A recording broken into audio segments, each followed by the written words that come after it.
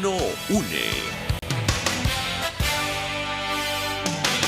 El siguiente programa de opinión contiene elementos de lenguaje, salud, sexo y violencia que pueden ser escuchados por niños, niñas y adolescentes sin supervisión de sus madres, padres, representantes o responsables. RCR presenta Buen Provecho, una producción nacional independiente con certificado número 22388 para dar cumplimiento al artículo 14 de la Ley de Responsabilidad Social. A partir de este momento, los invitamos a formar parte de esta mesa donde se componen y descomponen los problemas del país.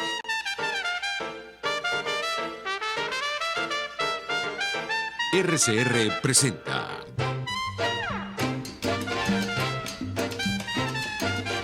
Buen Provecho con Thaís Peñalver.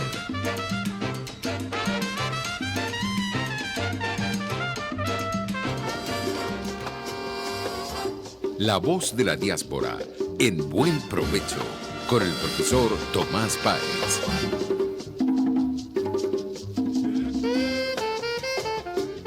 Buenas tardes, querida audiencia. Este programa llega a ustedes gracias a la Dirección General de la Estación de Jaime Nestares, a la Gerencia de Producción de Willit Sarcaya, en la producción Carlos Lara Bravo, en los controles César González y en la conducción Thaís Peñalver y este servidor Tomás Páez. El día de hoy Thaís no nos va a poder acompañar, extrañamos mucho sus editoriales, pero la seguimos a través de los artículos que está escribiendo en varios medios internacionales. Nos pueden seguir y escuchar a través de YouTube y de nuestra plataforma digital rcr.tv, y en Periscope nos consiguen en RCR 750. Hoy tenemos un invitado de lujo. Tenemos al embajador designado por la Asamblea Nacional, de embajador y jefe de misión designado por la Asamblea Nacional, único ente legítimo, única institución legítima del país en España. Digamos, lo designan como embajador en España. Es profesor jubilado de la Universidad de Carabobo, además un experto, un seguidor, un estudioso de Rómulo Betancourt, y esperemos que podamos construir algo utilizando ese nombre de un demócrata, quizás uno de los más importantes demócratas del siglo pasado en Latinoamérica.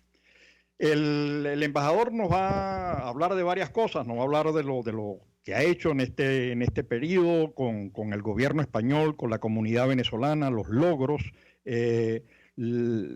pero al mismo tiempo en el marco de las cosas que están ocurriendo. Digamos, el panorama en Latinoamérica se ha venido modificando rápidamente. Argentina, lo ocurrido en Chile, lo que está en marcha en Bolivia, México, y eso, bueno, está cambiando el marco, pero en el caso europeo, hubo una decisión reciente del grupo de contacto de enviar nuevamente, no dejar de caer el tema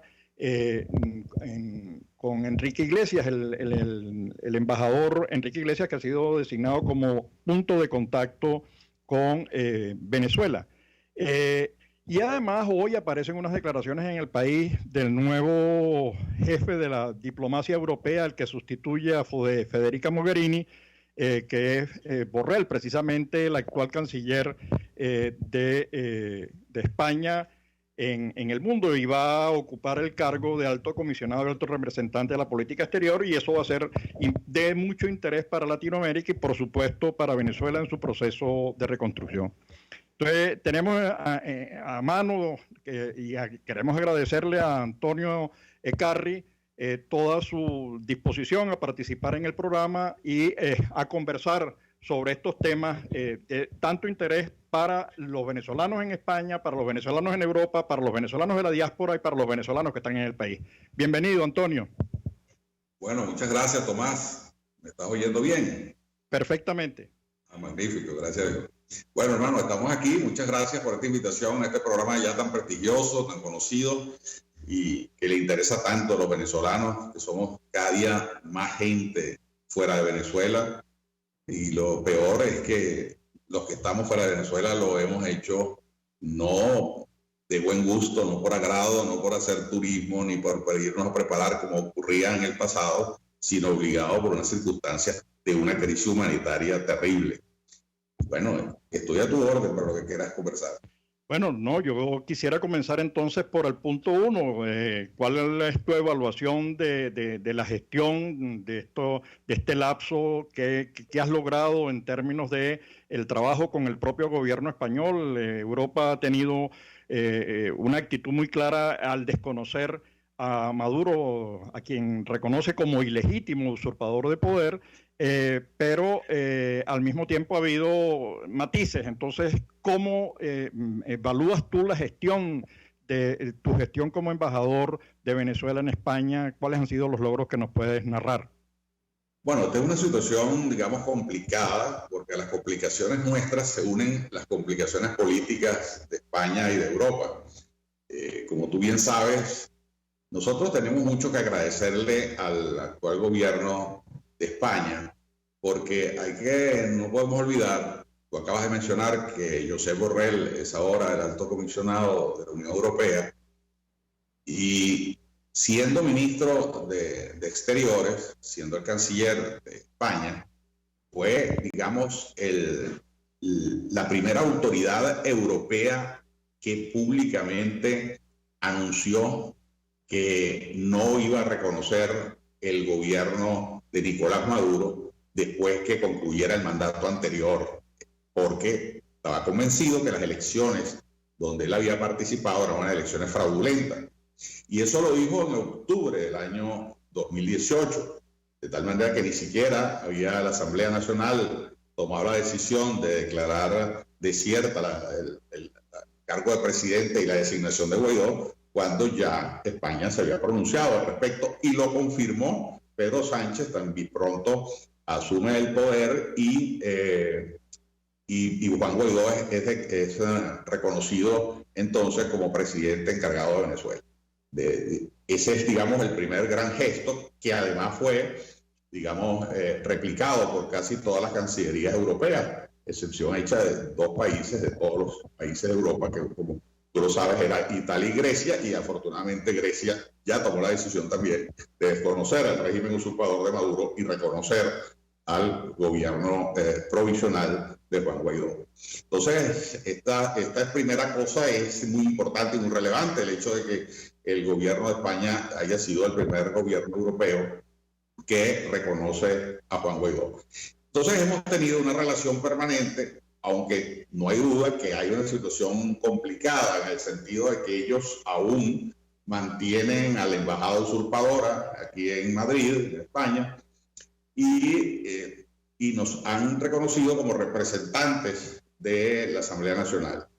Sin embargo, la verdad es que toda la comunicación con los venezolanos en España se hace a través de nuestra intermediación. Es decir, somos nosotros, la representación legítima de la Asamblea Nacional, la que es considerada por el gobierno de España como interlocutores para resolver algunos problemas muy importantes. El primero de ellos, que se resolvió, ya venía siendo presionado venía siendo presionado por la comunidad venezolana en España, era la necesidad de que frente a una situación irregular, y no solo irregular, sino además caprichosa y de mala intención del régimen usurpador de no renovarle el pasaporte a los venezolanos en España estaban en una situación muy precaria de ilegalidad, y logramos que a través de una resolución ministerial de fecha 15 de marzo, esos pasaportes vencidos fuesen reconocidos como válidos a los efectos de todos los procedimientos internos en España. Eso fue un gran logro que conseguimos en este año. También, precisamente por otra negligencia y mala intención del régimen usurpador, el convenio binacional que existía entre España y Venezuela en relación al canje de las licencias de conducir, del carnet de conducir, eso había sido suspendido porque descubrieron falsificaciones. Y el gobierno de España entonces hacía más de un año estaba suspendida esos canjes de licencia, que como tú sabes, eso no se trata simplemente de un tema trivial, no es una licencia para conducir por razones de turismo, sino que es una herramienta de trabajo. Claro. Y bueno, afortunadamente en conversaciones con la Dirección General de Tránsito y con el ministerio respectivo, logramos que otra vez se pusiese en vigencia ese convenio y los venezolanos están logrando que canje su carnet de conducir por el carnet español para poder conducir sus vehículos aquí, lo que como te decía...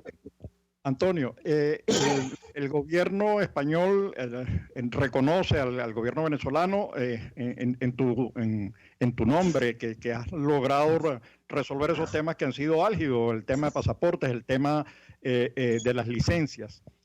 Pero hay otros temas que son de interés. La comunidad venezolana también ve en ti el representante, porque el otro, el que está por allí, no existe para los venezolanos. Digamos, lo que hace es colocar piedras y obstáculos, ¿no? Entonces tú tienes aquí en este momento ya más cerca de los 400.000 venezolanos, que estamos rondando los 370.000, 370 y tantos mil.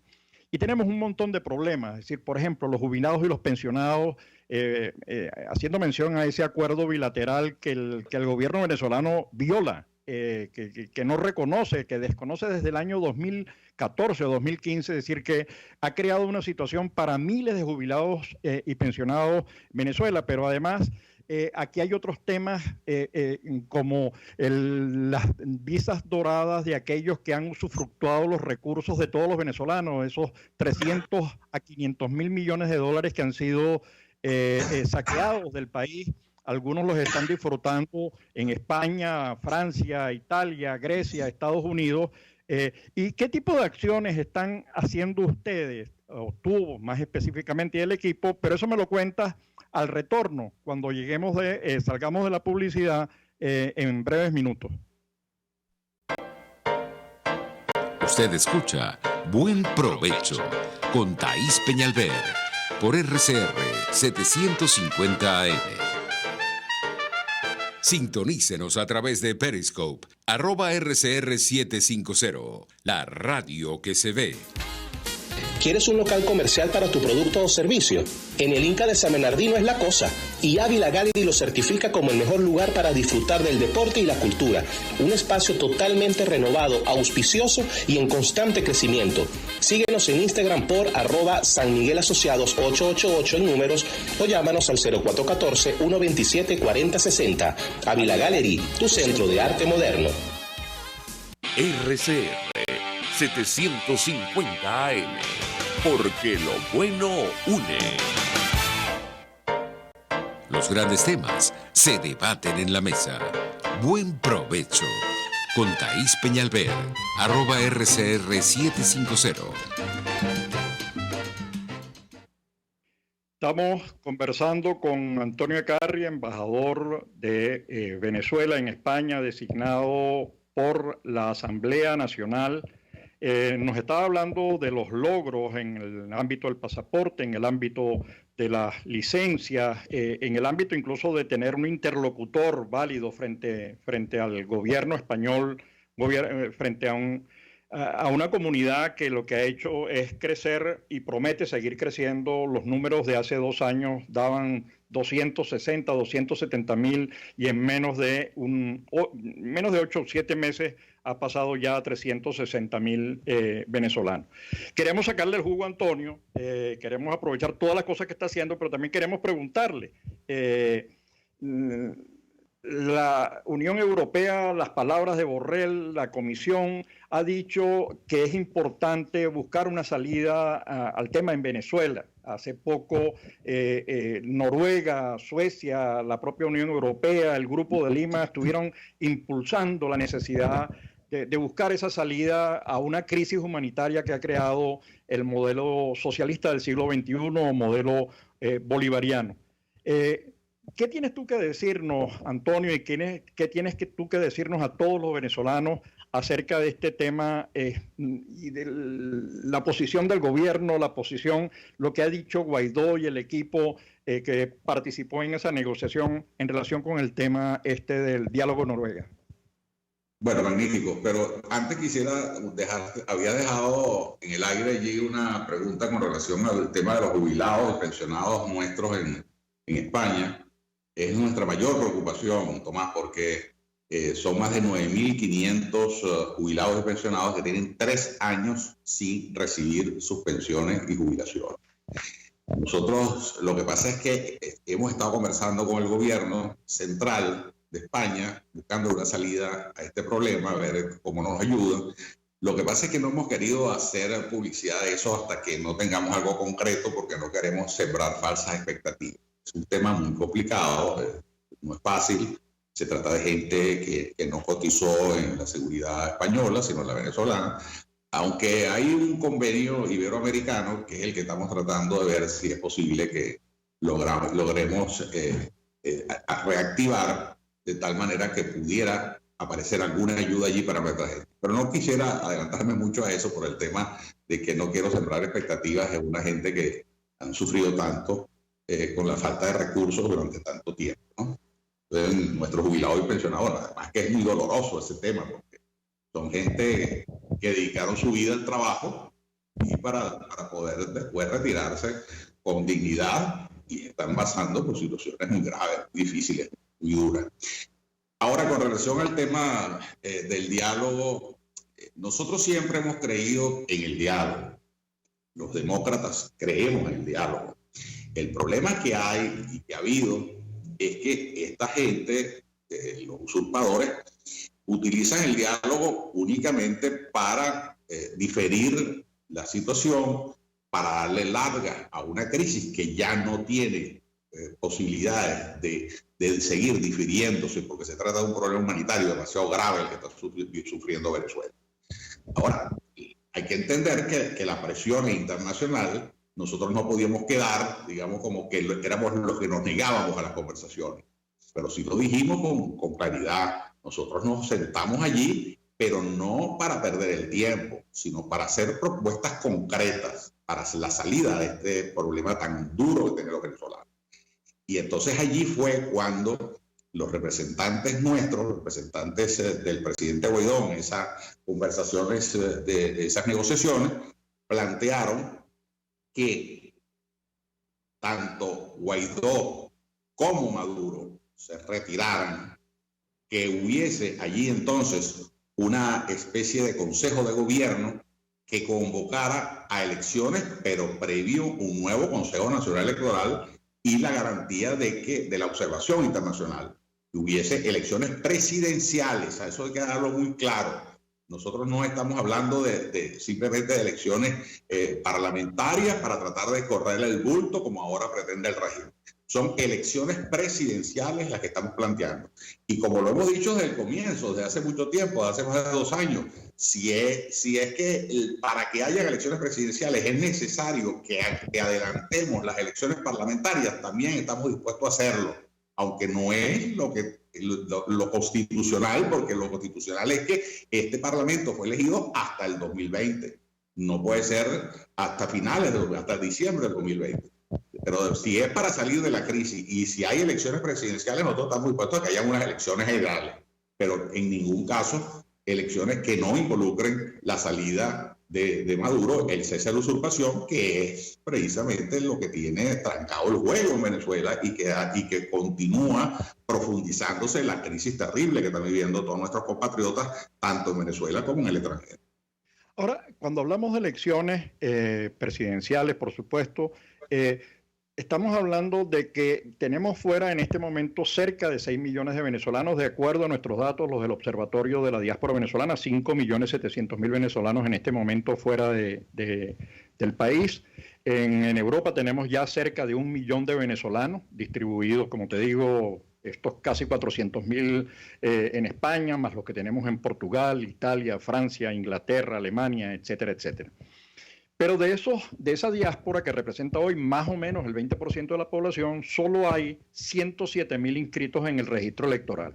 Es decir, que ir a unas elecciones presidenciales significa darle 10 goles de ventaja o 10 carreras de ventaja al equipo contrario. Y bueno, por supuesto, darle una ventaja de esa magnitud, 20 carreras adelante, es complicado. Pues ni el Magallanes de tu ciudad es capaz de ganar en esas condiciones. Entonces, parece necesario, parece clave, parece fundamental. Estamos hablando de una dimensión que supera las del Estado Zulia, que supera a Noruega, que supera a Dinamarca en términos de población. Entonces, el esfuerzo que hay que hacer fuera con la diáspora para el tema del registro electoral y, por supuesto, en el CNE, para poder trabajar, porque el CNE hasta ahora ha convertido el registro electoral permanente en intermitente, lo abren cuando les da la gana, cuando lo consideran justo o conveniente, o cambian las reglas de juego, como hicieron esa cosa horrible que no tiene perdón de Dios en Miami, en Florida, que pusieron a votar a la gente en Nueva Orleans.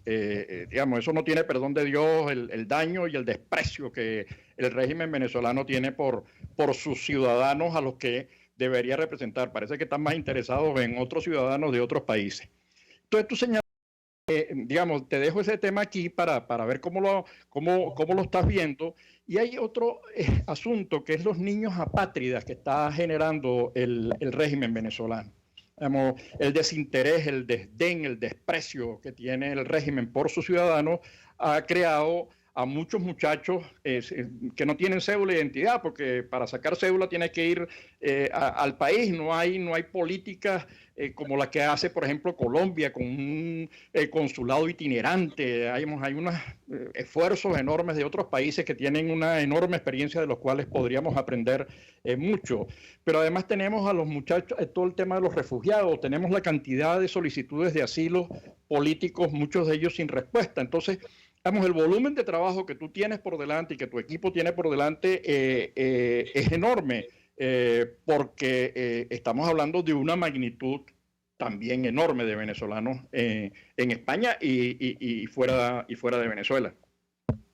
Sí, no, tú tienes toda la razón, Tomás. Precisamente cuando yo te digo que para que hayan elecciones presidenciales tiene que haber un Consejo Nacional Electoral, es precisamente para que tengamos un organismo electoral que no desprecie a sus ciudadanos y que lo primero que tiene que hacer es registrar a toda su diáspora. Eso de pensar en unas elecciones presidenciales con el 20% de los venezolanos sin derecho a votar, pues sería una cosa, bueno, espantosa.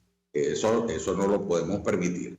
Por cierto, que en este momento las embajadas venezolanas que han sido reconocidas como tales en América, fundamentalmente, están comenzando a hacer registros consulares o registros precisamente de los venezolanos que están en esos países. Y eso también lo estamos estudiando hacer en Europa para irnos adelantando a una eventualidad de la necesidad de un registro ya de un nuevo Consejo Nacional Electoral objetivo, un Consejo Nacional Electoral que sí realmente reconozca a sus conciudadanos que están en toda la diáspora.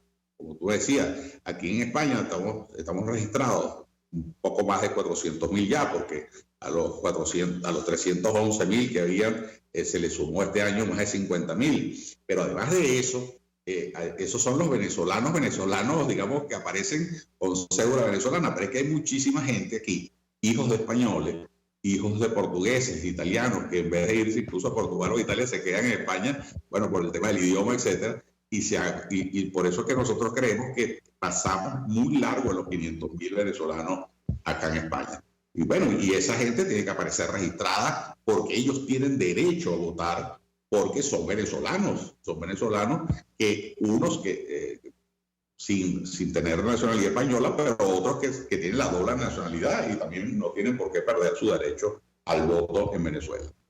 Claro, para lograr la inscripción de los venezolanos hay que establecer relaciones de confianza. Yo creo que el trabajo y los logros que tú muestras generan confianza en los ciudadanos y su disposición a participar en procesos de inscripción, ¿no? De registrarse consularmente.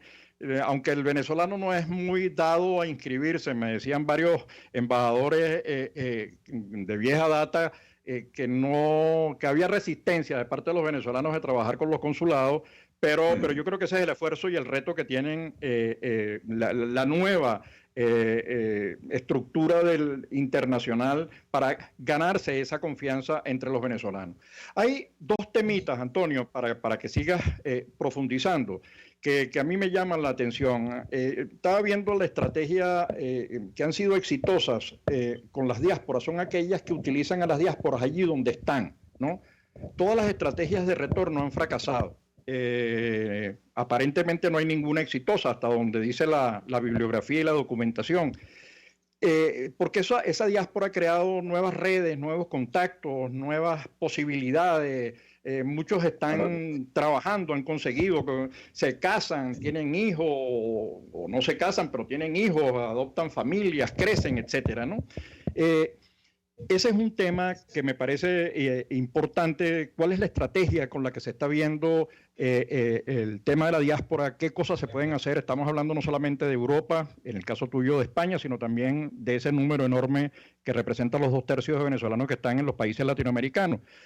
Pero hay otro temita con el que seguramente tú has trabajado en serio, que es el de los empresarios sanguijuela, ¿no? Digamos, hay empresarios serios que han invertido, hay unos emprendedores que han puesto a crecer la economía española, que hacen su contribución generando riqueza, empleo, democracia, pero hay otros que están disfrutando lo que han saqueado en el país. ¿Consideras tú que se ha hecho los esfuerzos? Perdona tantas preguntas atropelladas, pero ordénalas tú para que me las respondas, Antonio. Sí. Bueno, comenzando por esto último, ¿no? El tema de los pillos que se han lucrado del dolor de Venezuela. Esa gente, como tú dices, pues aquí hay gente que ha venido a hacer inversiones, o empresarios serios, empresarios honestos, que de hace muchísimos años, mucho antes incluso de la llegada de estos bárbaros al poder, han estado aquí haciendo inversiones en España. Además, hay que reconocer que una de las cosas por las cuales nos tratan también los españoles es porque todos esos españoles que estuvieron en Venezuela generalmente regresaron prósperos a España, porque allá encontraron un país que generaba riquezas y que generaba prosperidad. Y por eso se mantiene esa relación que va y viene, pues, tanto de España como de Venezuela durante tantos años. O sea, no es solamente el tema último de esta diáspora. Pero, por supuesto, en estos últimos 20 años, el dinero mal habido que tratan de utilizar a España y a otras naciones europeas como verdaderas lavanderías, ¿no? como verdaderas lavadoras de dinero sucio. Esa gente creen que no, pero se le está haciendo un seguimiento. Y ese seguimiento lo están haciendo los propios venezolanos.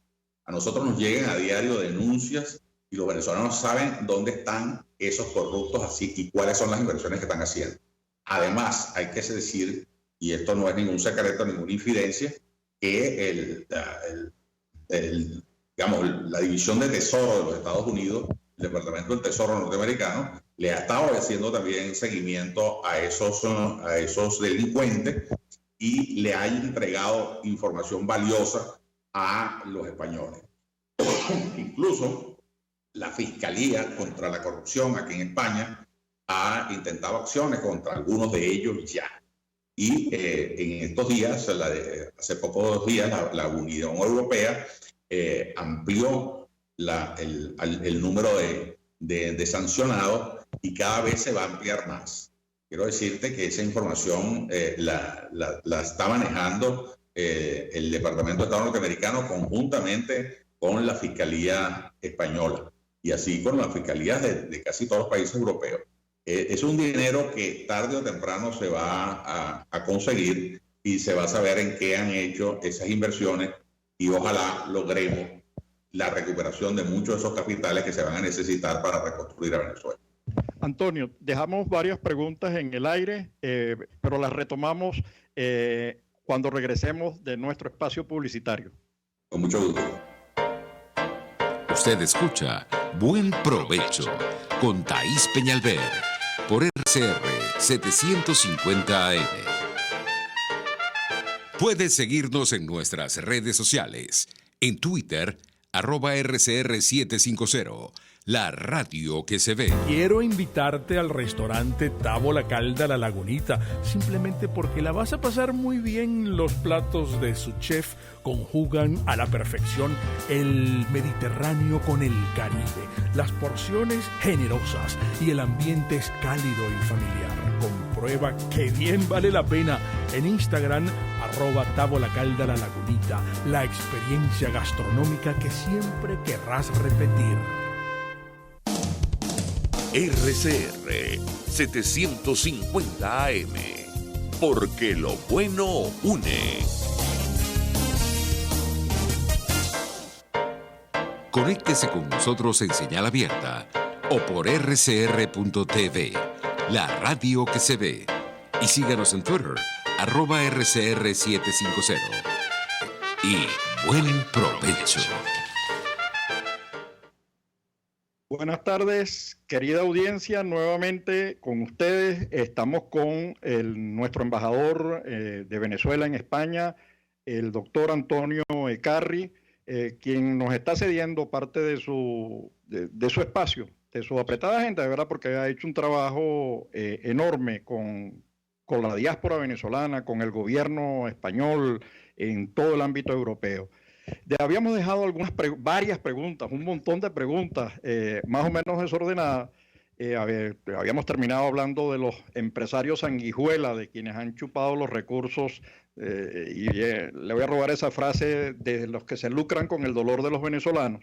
Pero también habíamos hablado de las elecciones, y en este momento el Parlamento venezolano está decidiendo la creación y la designación de un nuevo CNE, nuevas postulaciones, para cumplir su función como ente rector de esta política. Entonces, no sé por dónde prefiere agarrar la respuesta Antonio, el embajador, por el lado de los corruptos o por el lado de las elecciones. ¿Cómo lo prefiere? No, bueno, ya te decía lo de los corruptos, ¿no? Esa gente está siendo perseguida y va a ser perseguida y van a terminar, ojalá que terminen muchos en las cárceles, juzgados por sus crímenes, no solo los crímenes de lesa humanidad que tienen que ver con los homicidios y las torturas, los presos políticos ilegalmente presos, sino además también por esa inmensa fortuna, mala vida, que como te decía, pues es el lucro sobre el dolor de un pueblo. Eso va a ser perseguido y lo está haciendo ya. El Departamento del Tesoro norteamericano le está haciendo seguimiento. La Fiscalía Anticorrupción de aquí de España ya ha hecho ha tomado algunas decisiones ya de congelamiento de bienes y van a seguir. La Unión Europea también ha ampliado eso.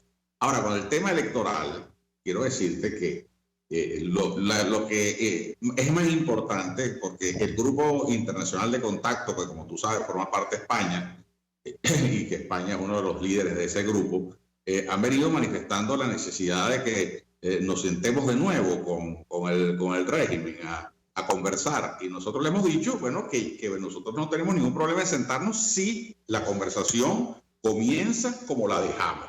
Nosotros necesitamos una respuesta frente a la propuesta que hizo Juan Guaidó, en el sentido de que el señor Maduro se retire, que él está dispuesto también, sin tener por qué hacerlo, porque por supuesto él es el representante legítimo de la Asamblea Nacional, que es el único organismo institucional reconocido por más de 50 países. Pero en la necesidad de la búsqueda de una solución para lograr el cese de la usurpación, estaría dispuesto también a retirarse para que un Consejo de Gobierno asuma el poder mientras hayan unas elecciones realmente libres, con un Consejo Nacional Electoral, con una nueva composición que le dé al venezolano la sensación de que realmente su voto va a tener validez. El tema que nosotros tenemos es que, Tomás, nosotros podemos decidir, los partidos políticos democráticos, participar en las peores condiciones porque podamos creer que incluso en las peores condiciones vamos a ganar, pero el problema es que la gente no nos va a acompañar. Si la gente no ve, el ciudadano venezolano que se ha politizado tanto durante estos 20 años, no ve que hay un árbitro confiable, pues por supuesto que no va a participar. Entonces, por eso lo primero que tenemos que hacer es tener ese árbitro confiable para que los venezolanos que están adentro y los que estamos afuera, que esperamos que entremos en ese registro electoral, podamos participar en unas elecciones realmente serias, libres y con observación internacional. Entonces, en ese sentido es que están todas las apuestas. Pues. Nosotros es elecciones presidenciales, que se olviden de eso, pensar que van a ser elecciones parlamentarias simplemente, y no, son elecciones presidenciales. Si quieren elecciones parlamentarias, tienen que ser conjuntamente entonces con unas elecciones presidenciales para que haya una elección general. Y sí, pero por supuesto, con un nuevo Consejo Nacional Electoral y con las condiciones que está planteando el presidente Guaidó y toda la unidad democrática venezolana. Ahora, la suciedad que debe haber en el registro del CNE actual, la verdad que yo no me atrevo, porque no sé la interna, cómo está ese funcionamiento, debe ser muy grande, porque el desconocimiento de la inscripción y el registro de quienes estamos fuera, eso genera de verdad todas las triquiñuelas posibles, pues puedes colocar votos en donde no hay, etcétera, etcétera, ¿no? Ahora eso va a requerir un tiempo, es decir, estamos hablando de un lapso en el que hay que además estimular, porque ha habido una prédica muy fuerte antielecciones, ¿no? Algunas con argumentos con razón y otros, digamos, como generando un temor a veces insólito frente al tema electoral. Estaba pensando en lo que ha ocurrido en Bolivia, ¿no? O lo que ocurrió en la propia Argentina, es decir, el hecho de que Macri haya sacado más de 42% de los votos no es poca cosa, digamos, frente al peronismo, que siempre fue una fuerza casi que imbatible, pues masiva. Tener el 41% de los votos es músculo, es una fuerza democrática importante, y eso va a obligar a negociar cosas para poder actuar y desarrollar políticas integrales en Argentina. En Bolivia se ha presentado un enorme problema que hasta la OEA está participando. Ha habido ya renuncias de gente el mexicano que estaba dirigiendo un poco el proceso porque lo consideraban anti Evo Morales, pero en todo caso ahí hay músculo, mucha gente. Yo tuve en el programa a un representante de Bolivia y decía que él creía que era inoportuno participar en las elecciones, pero al final se convence de que participar en las elecciones es importante en la medida en que genera músculo, fuerza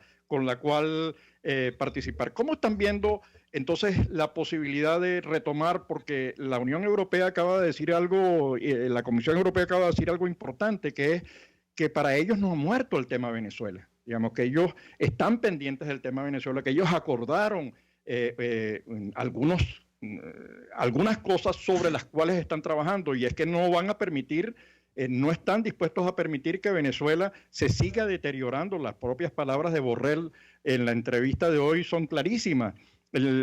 Hay mucho temor y consideran que hay que evitar que Venezuela llegue al subsuelo al que están llevando esta barbarie que hay hoy en Venezuela, de destrucción, sin electricidad, sin agua, sin petróleo, sin luz, sin todas las empresas cerradas, el 80% del parque industrial cerrado, el desempleo, etcétera, sin dinero además. Entonces, ¿cómo hacer porque el reto no es solamente crear la institucionalidad que tú has señalado desde la Asamblea, sino también cómo convencer a una población que ha sido durante 15 años bombardeada con la idea de que no hay que participar en elecciones, ¿no? Bueno, pero eso me lo dices al cierre en el próximo, porque no te voy a dejar comenzar, sino que quiero que termines, redondees toda la explicación al regreso de publicidad. De acuerdo, gracias. Análisis, opinión, entretenimiento y mucho más. Escucha Buen Provecho con Thaís Peñalver por RCR 750 AM. Puedes seguirnos en nuestras redes sociales. En Twitter, @RCR750, la radio que se ve. Nelson Mandela, el valiente no es el que siente miedo, sino el que vence ese temor. Pluralidad contigo. Respeto contigo. responsabilidad contigo, libertad contigo. Estamos contigo y punto. De lunes a viernes a la 1 de la tarde. Contigo, solo por RCR 750 AM. Porque lo bueno une. Los grandes temas se debaten en la mesa. Buen provecho. Con Thaís Peñalver, @RCR750.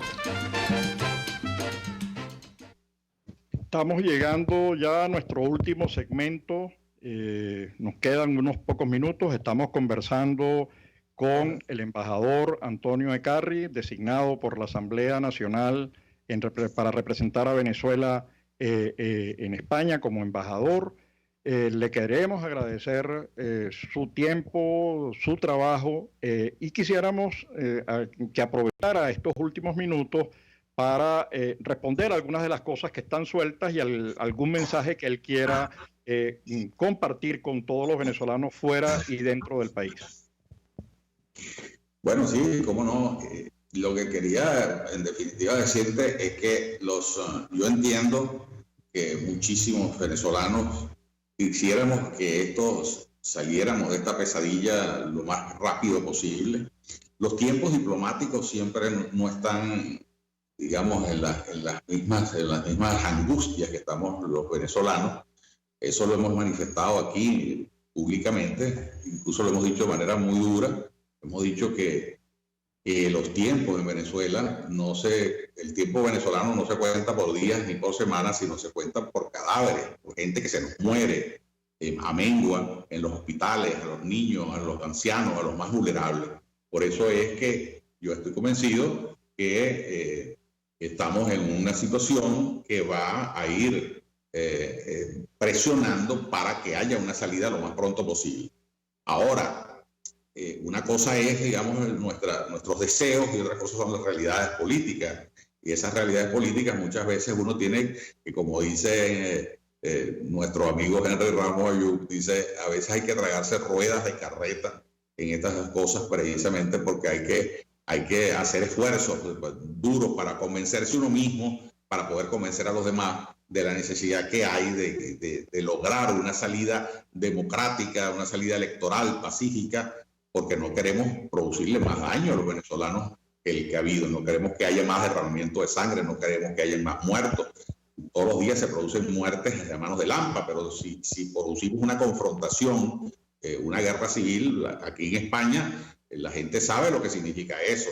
Aquí hubo una guerra civil donde quedaron, decía Gironella, que eran 1 millón de muertos, porque hubo 500.000 muertos, pero él decía que los asesinos, los otros 500.000, eran otras víctimas también, porque al final es la confrontación entre hermanos, entre gente de un mismo pueblo, que todavía 60 años, 70 años después de esa confrontación, todavía se conoce, se sienten las consecuencias.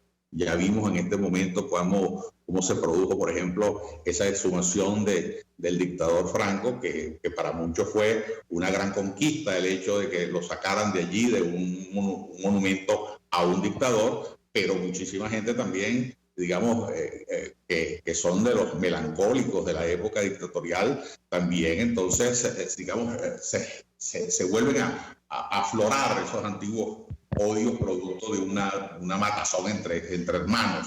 De tal manera que eso hay que tener mucho cuidado con el tema ese de irresponsable muchas veces de la gente que dice que esto tiene que resolverse por la vía de las armas. Bueno, pero el primer problema que tenemos los demócratas es que no estamos armados y que la situación armada depende de los militares, y los militares son los que están en el poder, buena parte de ellos. Y si se produce un golpe militar, generalmente es para que sean los militares, los ejecutores de ese golpe, los que se queden en el poder, y no así, no van a buscar a los civiles para que vayan a gobernar. O sea, hay que tener con eso también, no se puede manejar, hay que manejarse con mucha responsabilidad. Hay que recordar lo que pasó, por ejemplo, en Chile, los ejemplos históricos hay que recordarlos. En Chile hubo demócratas que empujaron el golpe de Pinochet, y después fueron las primeras víctimas de ese golpe de Estado.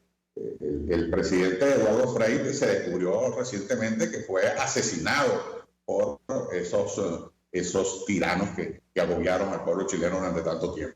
Bueno, lo que quiero en definitiva decir es que tenemos que ser racionalmente optimistas, que lo que sí no debemos caer es en esa propaganda pesimista de que no vamos a salir de esta cosa, de que esto que es igual a Cuba, y no es verdad, no es igual a Cuba por una razón. Cuba se quedó donde estaba por un acuerdo de la Guerra Fría para evitar una tercera guerra mundial, pero este no es el caso de Venezuela. El caso de Venezuela es que los países demócratas de todo el mundo están de acuerdo en la necesidad de hacerle un cerco a ese régimen para que permita una salida pacífica, electoral y democrática a esta terrible crisis que vivimos. Y eso se va a lograr. Yo en eso soy optimista porque creo que las sanciones, sobre todo las sanciones a los corruptos, están dando resultados. Y ellos saben.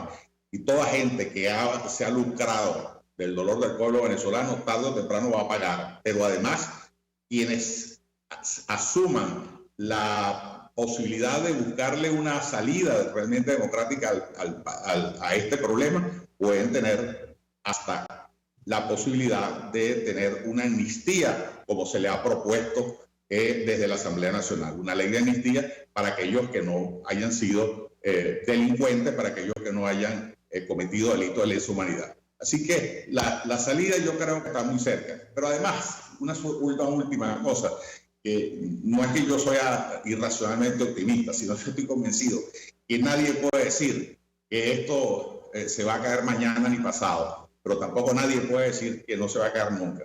Yo recuerdo que si alguien, cuando se cayó el muro de Berlín, 30 días antes, alguien hubiese dicho que se iba a caer ese muro, pues lo hubiesen llevado por un psiquiátrico. Y sin embargo se cayó el muro de Berlín. Así se va a caer esa tiranía oprobiosa que sufren los venezolanos. Gracias, de verdad, embajador. Gracias por compartir esa experiencia, tus puntos de vista y tus expectativas y tu esperanza. Así que muy agradecido.